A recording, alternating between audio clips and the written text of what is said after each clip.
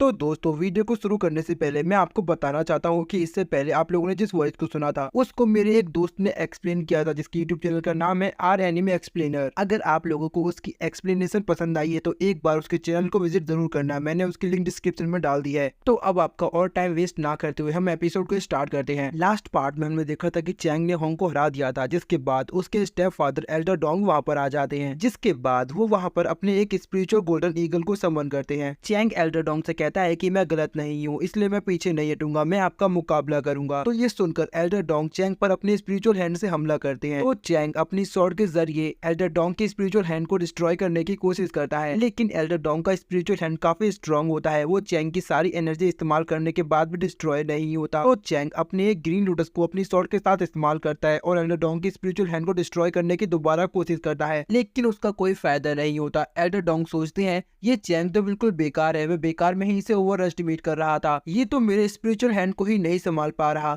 तो मेरे golden bird का सामना क्या करेगा। इसके बाद वो कहते हैं कि अब बहुत हुआ, अब सब कुछ खत्म करते हैं, जिसके बाद वो अपनी पावर को और बढ़ा देते हैं और चैंग की स्वॉर्ड को डिस्ट्रॉय करके चैंग को इंजर्ड कर देते हैं। लेकिन इसके बाद भी चैंग हार नहीं मानता, वो अपनी स्वॉर्ड को दोबारा उठाने की कोशिश करता है, पर उसने पहले ही अपनी सारी स्पिरिचुअल एनर्जी इस्तेमाल कर ली थी, जिसकी वजह से उसके पास बिल्कुल भी पावर नहीं बचती। चैंग की कंडीशन काफी ज्यादा क्रिटिकल होती है, वो सोचता है क्या मैंने एल्डर डोंग के साथ पंगा लेकर गलती की है। तभी हम एल्डर डोंग को देखते हैं जो अपने स्पिरिचुअल बर्ड से चैंग के ऊपर उसके फेदर का हमला करवाता है। स्पिरिचुअल बर्ड के फेदर काफी ज्यादा स्ट्रॉन्ग होते हैं, वो जहाँ भी गिरते हैं वहाँ तबाही करते हैं। तभी हम देखते हैं कि चैंग अपने ऊपर स्पिरिचुअल लोटस की सीड समन करता है, लेकिन एल्डर चैंग उस सीड को हटा देते हैं, जिसके बाद उस बर्ड का फेदर चैंग को लगने वाला होता है। लेकिन उसी वक्त वहाँ पर एक स्वॉर्ड आती है और चैंग के सामने एक आइस सीड बन जाती है जो चैंग को प्रोटेक्ट करती है। तभी मिस लॉ सामने आती हैं और बाकी सभी एल्डर भी वहां आ जाते हैं। तभी सेकंड एल्डर डॉन से कहते हैं तुम्हें शर्म नहीं आती, तुम एक मास्टर होकर एक डिसाइपल के साथ फाइट कर रहे हो जिसने अभी अभी सेक्ट ज्वाइन किया है, और जबकि तुम्हें पता है कि वो तुमसे नहीं जीत सकता, तो तुम उसके साथ फाइट में इतना सीरियस क्यों हो रहे हो। इसके बाद दोनों एल्डर चैंग के पास आते हैं और उसकी हालत को देखते हैं। तभी जी जाओ भी वहां आ जाती है और वो चैंग की हालत को देखकर एल्डर डॉन पर काफी ज्यादा गुस्सा करती है। वो कहती है कि आप एक मास्टर होकर एक डिसेबल को इतनी बुरी तरह इंजर्ड कैसे कर सकते हैं। जी जाओ के साथ ही बाकी सभी लोग भी एल्डर डैन पर गुस्सा करते हैं, जिसके बाद एल्डर डैन गुस्से में अपने स्टेप सन को उठाकर अपने साथ वहां से ले जाते हैं। इसके बाद सेकंड एल्डर चैंग की बॉडी को देखकर कहते हैं इसने पिछले 4 महीनों में अपना लेवल 1 से बूस्ट करके 9 कर लिया है, जिसके लिए इसने अपनी बॉडी पर काफी ज्यादा प्रेशर डाला है, जिसकी वजह से चैंग की बॉडी तो काफी स्ट्रॉन्ग है, लेकिन उसका स्पिरिचुअल ऑरा पर कंट्रोल नहीं है, इसीलिए चैंग बाकियों से थोड़ा जल्दी वीक पड़ जाता है। इसके बाद हमारा सीन कट होता है और हम देखते हैं कि सेक्ट एल्डर ने एक मीटिंग बुलाई थी, जो कि एल्डर डोंग और चैंग के बीच होने वाले बैटल की वजह जानना चाहते थे। तो जब मीटिंग स्टार्ट होती है तो एल्डर डोंग कहते हैं कि मैंने कल चैंग को देखा, वो अपनी पावर का गलत इस्तेमाल करके दूसरे डिसेबल्स को परेशान कर रहा था, और जब मैं उसे रोकने के लिए वहां पहुंचा तो वो मेरे साथ भी बदतमीजी करने लगा, इसलिए मैं सिर्फ उसे सबक सिखा रहा था। तो एल्डर लोग कहती है कि हम सिर्फ एक पक्ष की बात सुनकर फैसला नहीं कर सकते,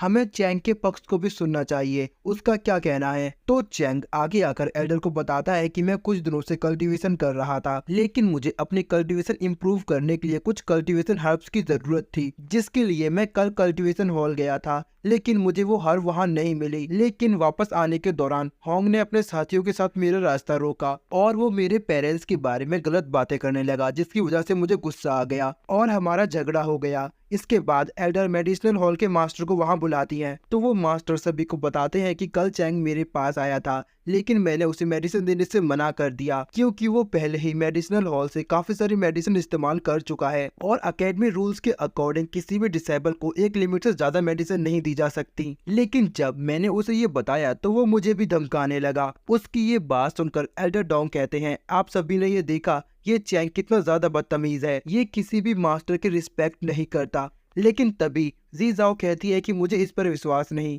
चैंग कभी ऐसा नहीं कर सकता। चैंग का फोकस हर वक्त अपनी कल्टीवेशन पर रहता है और वो हमेशा खुद को बेहतर बनाने की कोशिश करता है। वो बाकी सभी डिसेबल से ज्यादा कल्टीवेट करता है, इसीलिए उसे ज्यादा मेडिसिन की जरूरत पड़ती है। ऐसे में अगर वो और मेडिसिन लेना चाहता है तो सेक्ट को उसे मेडिसिन प्रोवाइड करानी चाहिए। चैंग की कल्टीवेशन इंप्रूव होने से अकेडमी का ही नाम ऊपर होगा। तो उसकी ये बात सुनकर सेकंड एल्डर जिजाओ से सहमत होते हैं और वो कहते हैं कि ये बात बिल्कुल सही है, जो डिसेबल बाकियों से एक्स्ट्रा मेहनत करता है उसे एक्स्ट्रा मेडिसिन मिलनी चाहिए। तभी एल्डर लो चैंग से कहती है कि अगर तुम्हें आगे से कभी एक्स्ट्रा मेडिसिन की जरूरत पड़े तो तुम्हें मेडिसिनल हो जाने की जरूरत नहीं है, तुम सीधे मेरे पास आना, मैं तुम्हारी कल्टीवेशन के अकॉर्डिंग तुम्हें मेडिसिन प्रोवाइड करा दूंगी। तो पर्पल एल्डर कहते हैं कि इसकी कोई जरूरत नहीं है, तुम स्ट्रॉन्ग बनने के बाद एल्डर डोंग की बेटे से बदला लेने आओगे, जिसके बाद दोबारा यही सीन क्रिएट होगा और हम लोग दोबारा इसी मीटिंग में इसी पर चर्चा कर रहे होंगे। इसीलिए बेहतर है कि तुम एक नॉर्मल डिसेबल की तरह धीरे धीरे कल्टीवेशन करो। तो चैंग कहता है कि मैं बिना वजह किसी के साथ झगड़ा नहीं करता,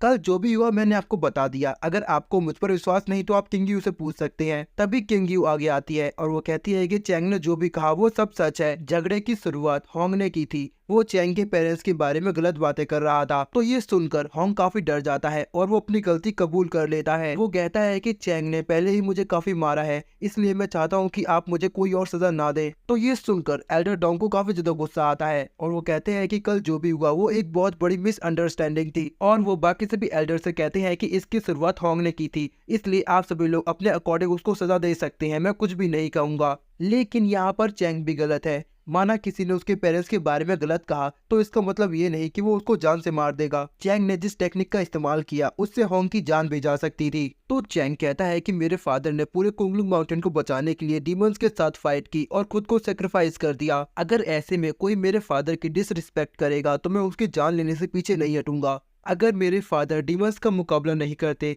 तो ये कुंगलुंग माउंटेन पहले ही तबाह हो चुका होता। तभी ज़ीज़ाओ भी कहती है कि मैं भी चैंग से सहमत हूँ, जब मेरे फादर इमोर्टल सी में डीमंस के साथ फाइट कर रहे थे तो वो काफी ज्यादा इंजर्ड हो चुके थे और वो डीमंस मेरे फादर को जान से मारने वाले थे।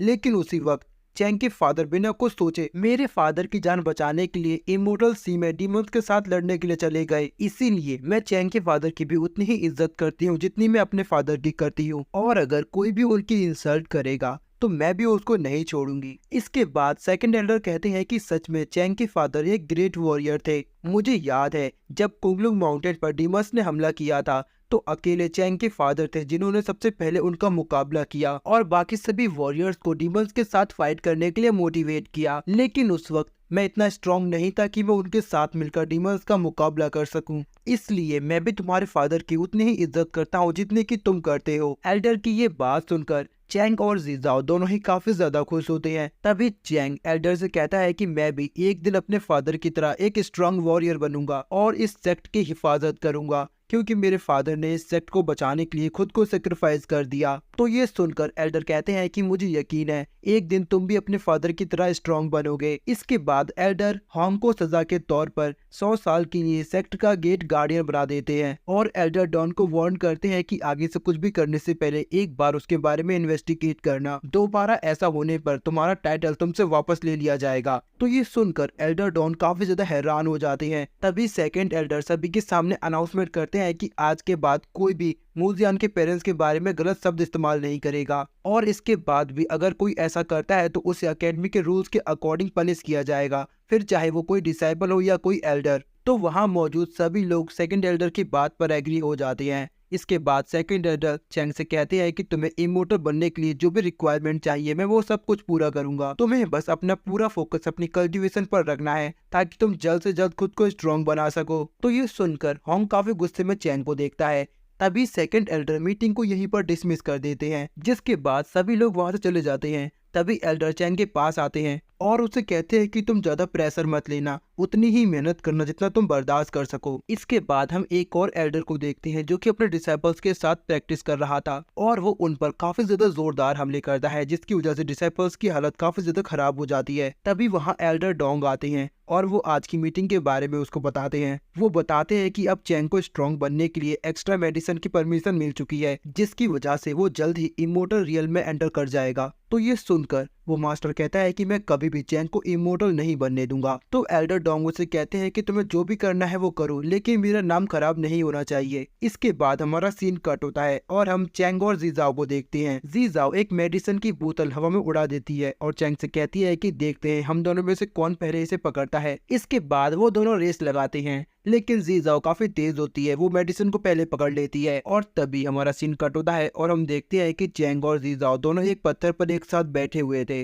तभी जीजाओ चैंग को अपनी मेडिसिन देती है और कहती है कि मैं चाहती हूँ कि तुम जल्द से जल्द स्ट्रॉन्ग बनो। तो चैंग जीजाओ के सर पर हाथ फेरते हुए कहता है कि सच में तुम काफी क्यूट हो। तो जीजाओ चैंग से कहती है तुम्हें पता है ना मैं तुमसे ज्यादा स्ट्रॉन्ग हूँ, मुझे दोबारा क्यूट मत कहना। तो चैंग उसे कहता है कि अच्छा ठीक है, मुझे पता है कि तुम कितनी स्ट्रांग हो। इसके बाद जीजाओ चैंग को अपनी एक नई टेक्निक दिखाती है जिसे उसने हाल ही में सीखा होता है। तो उसे देखकर चैंग काफी खुश होता है और वो कहता है कि मेरे पास भी तुम्हें दिखाने के लिए कुछ है। इसके बाद चैंग जीजाओ के सर पर अपना हाथ लगाता है तो जीजाओ चैंग के सोल सी में पहुंच जाती है, जहां उसे अपने आसपास काफी सारे हेवनली लोटस दिखाई देते हैं, जो देखकर जीजाओ कहती है कि ये तो काफी सुंदर नजारा है। इसके बाद जीजाओ चैंग की सोल सी से बाहर आ जाती है और वो पहाड़ी की चोटी से चिल्लाते हुए कहती है कि मैं हर सिचुएशन में हमेशा चैंग के साथ रहना चाहती हूँ। इसके बाद चैंग और जीजाओ दोनों अपने घर के लिए निकल जाते हैं। जीजाओ को रास्ते में किंगयू मिलती है तो जीजाओ किंगयू से कहती है कि अगर आज तुम चैंग की तरफ से गवाही नहीं देती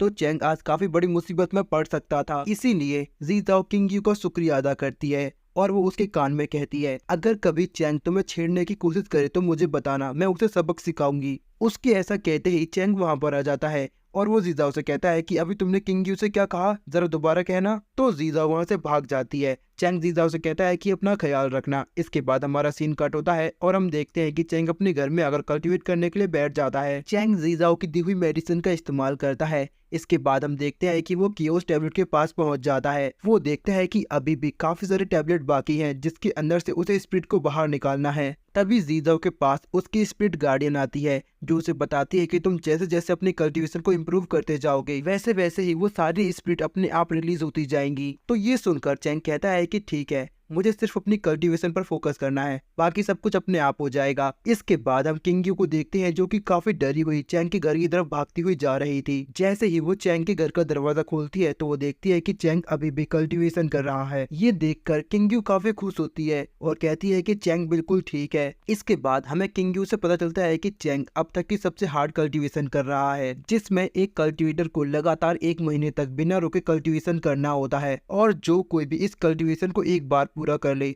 वो पूरे 1 साल के कल्टीवेशन के बराबर होता है। इसके बाद किंगयू चैंग को सही सलामत देखकर वहां से चली जाती है और तभी हम चैंग को देखते हैं जिसकी बॉडी से काफी तेज एनर्जी निकल रही थी। चैंग की बॉडी से निकलने वाली एनर्जी आसमान तक जाती है, जिसके बाद हम देखते हैं कि पूरा कुंगलू माउंटेन हिलने लगता है और तभी हम एल्डर डोंग को देखते हैं जो कि पर्पल एल्डर के साथ बात कर रहे थे कि तभी अचानक वहां पर भूकंप आ जाता है। पर्पल एल्डर को समझ नहीं आता आखिर ये सब क्या चल रहा है। उन्हें लगता है कि शायद कोई हाई लेवल कल्टीवेटर हमारे सेक्ट में आ रहा है। तभी हम देखते हैं कि वहाँ का एटमॉस्फेयर काफी ज्यादा बदल जाता है। सभी लोग सोचते हैं कि आखिर किसमें इतनी पावर है जिसने पूरे कुंगलू माउंटेन के एटमॉस्फेयर को बदल दिया। सभी लोग इसके बारे में सोच ही रहे थे कि तभी वहाँ पर चैंग का कियोस स्पिरिट टैबलेट आ जाता है। उसको देखकर सभी लोग सोचते हैं कि आखिर ये क्या चीज है और ये अचानक यहाँ पर कैसे आ गई। किसी भी एल्डर ने अपनी जिंदगी में ऐसी कोई चीज कभी नहीं देखी थी, इसलिए वो लोग भी इसको नहीं पहचान पाते। वहीं दूसरी तरफ हम चैंग को देखते हैं जो कि अभी भी अपनी कल्टीवेशन में खोया हुआ था।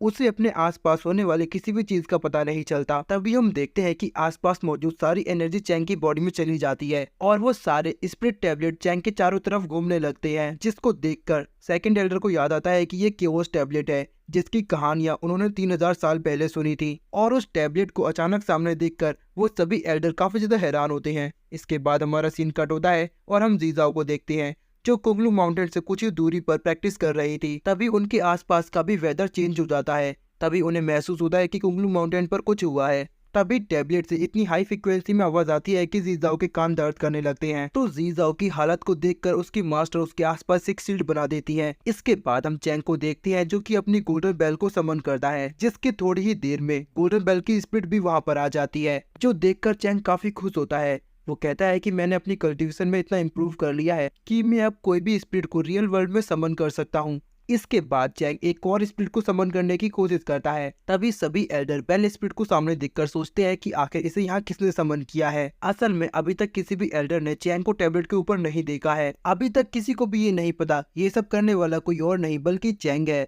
इसके बाद हम देखते हैं कि चैंग वहाँ पर दान युआन नाम के एक स्पिरिट को समन करता है जो कि काफी स्ट्रॉन्गेस्ट स्पिरिट में से एक है। उसके ऑरा को महसूस करके सेकंड एल्डर अपने पास खड़े एल्डर की आंखें बंद कर देते हैं और उनसे कहते हैं कि ये दान युआन स्पिरिट है, अगर तुमने इनकी आंखों में देखा तो ये तुम्हारी सोल को बाहर निकाल लेंगे। इसके बाद हम देखते हैं कि चैंग और भी ज्यादा स्पिरिट को समन करने के लिए एटमॉस्फेयर में मौजूद सारे ऑरा को एब्जॉर्ब करने लगता है, जिसकी वजह से वहाँ का वेदर और भी ज्यादा बिगड़ने लगता है। सभी एल्डर इकट्ठे हो जाते हैं, उनको लगता है कि कोई कुंगलू माउंटेन पर हमला करने वाला है और तभी हम देखते हैं कि चैंग एक और स्पिरिट को समन कर लेता है। लेकिन तभी चैंग क्वीन एम्परर को समन करने के बारे में सोचता है, जिसके बाद वो अपनी पूरी एनर्जी लगाकर क्वीन एम्परर को भी समन कर लेता है। क्वीन एम्परर की स्पिरिट देखकर सभी एल्डर कहते हैं कि ये 9000 साल बाद आज दिखाई दे रही हैं। 9000 साल पहले इन्होंने डीमन लॉर्ड को हराया था, जिसके बाद इनका कुछ भी पता नहीं चला और अचानक ही आज यहाँ इतनी सारी पावरफुल स्पिरिट समन की जा रही है। लगता है कि इन सभी को समन करने वाला कल्टिवेटर काफी ज्यादा पावरफुल है।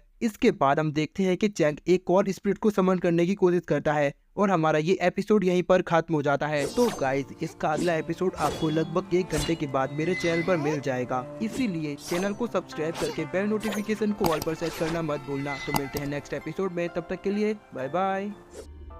这时，